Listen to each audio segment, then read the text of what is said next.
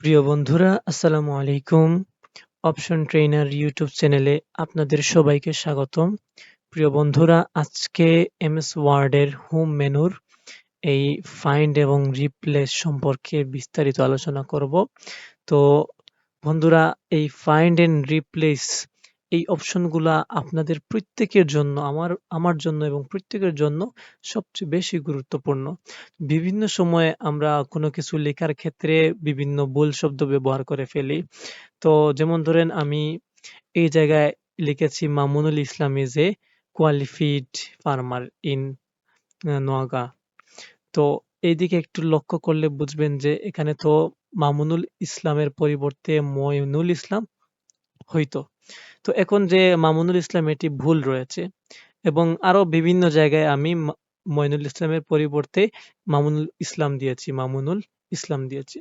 তো এইরকম বিভিন্ন সময় ভুল হতে পারে বা বিভিন্ন সময় কোনো ওয়ার্ড সংশোধন করার প্রয়োজন হয়।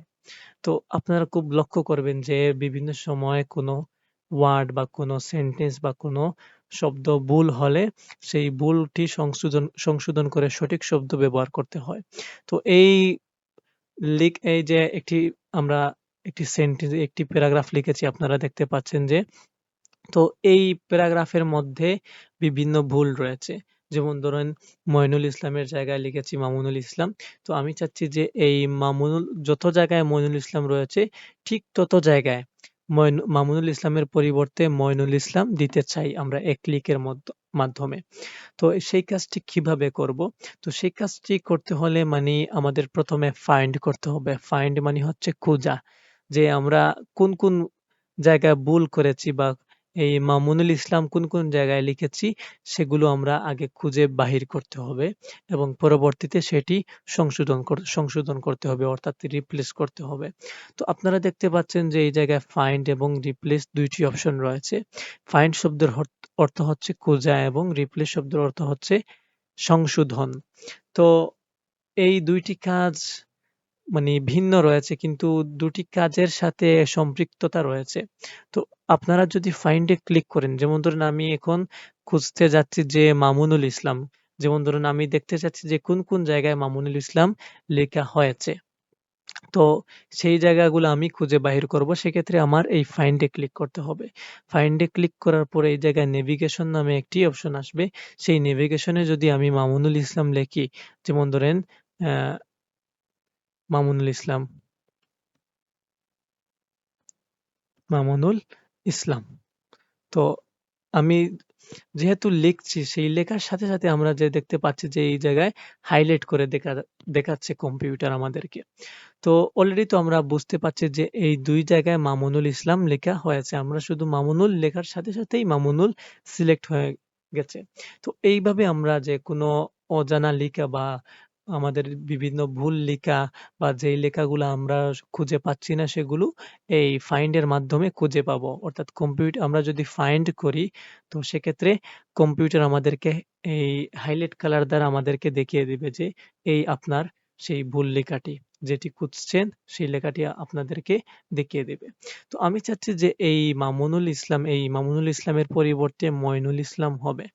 তো সেক্ষেত্রে আমরা কি করব? সেক্ষেত্রে আমাদের রিপ্লেস সংশোধনে যেতে হবে। তো আপনাদের বিভিন্ন সময় এই ফাইন্ড এ যদি ক্লিক করেন, তাহলে এইভাবে বক্স আসবে। ফাইন্ড এর ক্ষেত্রে এইভাবে বক্স আসবে। এই যে ফাইন্ড, এই ফাইন্ড এর বক্স আসবে। তো ফাইন্ড আপনারা এই জায়গা থেকেও করতে পারবেন, খুঁজতে পারবেন এই জায়গা থেকে। এই ফাইন্ড এ ক্লিক করে ফাইন্ড ওপেন করে আপনারা এই জায়গায় আপনারা ফাইন্ড হোয়াট, এই জায়গায় আপনারা যে শব্দটি খুঁজছেন, যে সেন্টেন্সটি খুঁজছেন, সেই শব্দটি আপনারা লিখতে পারবেন। যেমন ধরেন আমি খুঁজতে চাচ্ছি যে মামুনুল ইসলাম, মামুনুল। তো সেক্ষেত্রে আমি এই জায়গায় মামুনুল লিখলাম। লেখার পর আমি ফাইন্ড ইন এ ক্লিক করব। তো ফাইন্ড ইন এ ক্লিক করার পর একটি মেইন ডকুমেন্ট একটি অপশন আসবে। এখানে ক্লিক করলেই আমাদের, অর্থাৎ উম যে জায়গায় মামুনুল রয়েছে সেই জায়গাগুলা হাইলাইট হবে। তো অলরেডি তো আপনারা বুঝতে পারছেন, এগুলো দেখেই বুঝতে পারছেন। তো আমি চাচ্ছি যে বর্তমানে সেই মামুনুল ইসলামগুলা আ ই এগুলা সংশোধন করব। মামুনুল ইসলামের পরিবর্তে মঈনুল ইসলাম হবে। তো এখন আমি যাব রিপ্লেস এ। রিপ্লেস এ যাওয়ার পর এই ফাইন্ড হোয়াট অর্থাৎ রিপ্লেস বর্তমানে ওপেন রয়েছে। ফাইন্ড হোয়াটে আমরা লিখব যেই শব্দটি ভুল রয়েছে অর্থাৎ মামুনুল ইসলাম মামুনুল ভুল রয়েছে। তো মামুনুলের পরিবর্তে ময়নুল হবে। তো এখন আমি এই জায়গায় ফাইন্ড হোয়াটে আপনারা লিখবেন যে শব্দটি মানে খুঁজছেন বা যে শব্দটির পরিবর্তে অন্য শব্দ দিবেন সেই শব্দটি লিখবেন। যেমন ধরো আমি চাচ্ছি মামুনুল, তো মামুনুল ফাইন্ড হোয়াটে লিখবেন। আর যে শব্দ দ্বারা যে নাম দ্বারা সংশোধন করবেন সেটি লিখবেন রিপ্লেস উইথ। এই রিপ্লেস উইথে আপনারা মইনুল লিখবেন বা যেটি দ্বারা আপনারা সংশোধন করতে চাচ্ছেন সেই শব্দটি লিখবেন। তো আমি মামুনুলের পরিবর্তে মইনুল দিতে চাচ্ছি। তো সেক্ষেত্রে আমি মামুনুল লিখলাম ফাইন্ড হোয়াটে এবং মইনুল লিখব রিপ্লেস উইথে। তাহলে লিখলাম MOINUL মইনুল। ঠিক আছে?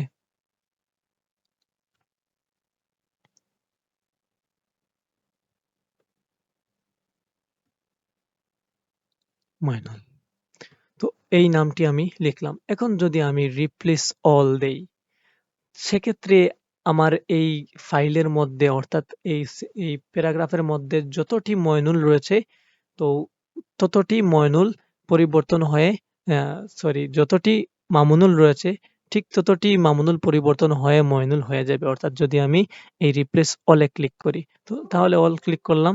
তো সেক্ষেত্রে আপনারা দেখতে পাচ্ছেন যে এই ময়নুল ইসলাম অর্থাৎ মামুনুলের পরিবর্তে ময়নুল হয়েছে। এখন যদি ক্লোজ করি তাহলে এই যে ময়নুল ইসলাম অর্থাৎ মামুনুলের পরিবর্তে ময়নুল হয়েছে। কেন হয়েছে? আমরা এই জায়গায় রিপ্লেসে গিয়ে আমরা মামুনুল ফাইন্ড হোয়াটে দিয়েছি এবং আ রিপ্লেস উইথ এ ময়নুল দিয়েছি। সেক্ষেত্রে আমাদের সংশোধন হয়েছে ময়নুল ইসলামে। তো এইরকম কাজ করা হয় ফাইন্ড এবং রিপ্লেস দ্বারা। আরেকটি অপশন রয়েছে যে সিলেক্ট। তো সিলেক্ট তো আমরা সবাই জানি যে কোনো লিখা বা কোনো কিছু সিলেক্ট করতে হলে মাউস দিয়েও সিলেক্ট করা যায় এইভাবে। তো এই সিলেক্টের মধ্যে একটি অপশন গুরুত্বপূর্ণ যে সিলেক্ট অল। এর কিবোর্ড কমান্ড হচ্ছে কন্ট্রোল প্লাস এ যদি চাপি সেক্ষেত্রে আমাদের অল সিলেক্ট হবে, না হয় এই জায়গায় যদি ক্লিক করি সেক্ষেত্রে আমাদের অল সিলেক্ট হবে। এইভাবে যদি অল সিলেক্ট করতে চাই, সবগুলো সিলেক্ট করতে চাই সেক্ষেত্রে আমাদের এই সিলেক্ট অপশনের অল সিলেক্ট অপশনটি ব্যবহার করতে হবে। তো আমি চাচ্ছি যে এই সব অল সিলেক্ট করে আমি ডিলিট করে দেব। তাহলে বর্তমানে অল সিলেক্ট হয়ে গেছে। এখন যদি আমি কিবোর্ড থেকে ব্যাক স্পেস চাপি সেক্ষেত্রে ডিলিট হয়ে যাবে। তো ডিলিট হয়ে গেছে। মানে এইরকম কাজ করা হয় সিলেক্ট অল দ্বারা। তো আমি আপনাদেরকে বলতে চাচ্ছি যে আপনাদের যদি এই ক্লাসগুলি পছন্দ লাগে সেক্ষেত্রে আপনারা এই চ্যানেলটিকে সাবস্ক্রাইব করে রাখবেন এবং পরবর্তী ভিডিওগুলো পাওয়ার জন্য অপেক্ষা করবেন।